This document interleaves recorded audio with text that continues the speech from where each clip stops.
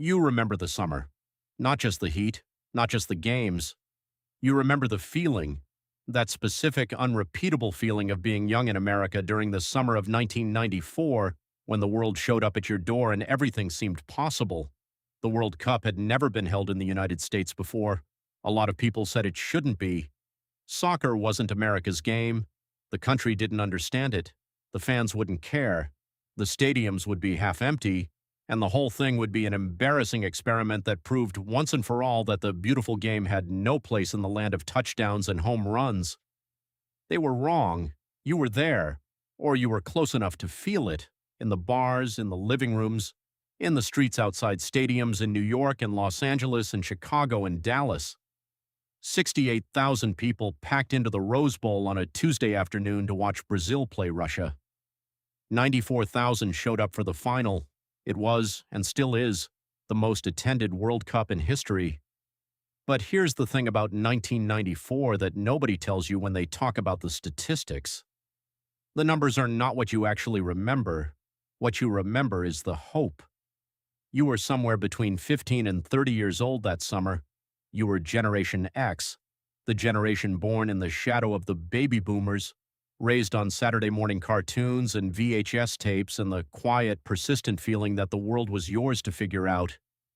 You didn't have a roadmap, you didn't have a plan, but you had time. And that summer, watching the world come to America for the first time, you had something even rarer. You had the belief that things were going to get better. Psychologists have a name for the particular kind of optimism that exists in young adulthood.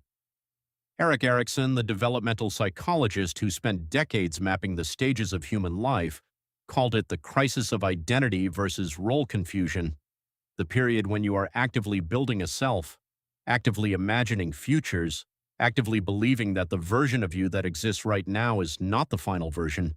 You are still becoming. And when you are still becoming, everything feels charged with possibility. That is the emotional frequency of 1994. The Cold War had just ended. The economy was recovering. The internet was a rumor that only the most curious among you had touched. Kurt Cobain was still alive in January.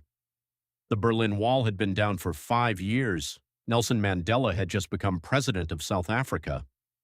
The world, for the first time in a long time, felt like it was moving in a direction that made sense, and into that moment came the World Cup. Soccer was new to most of you.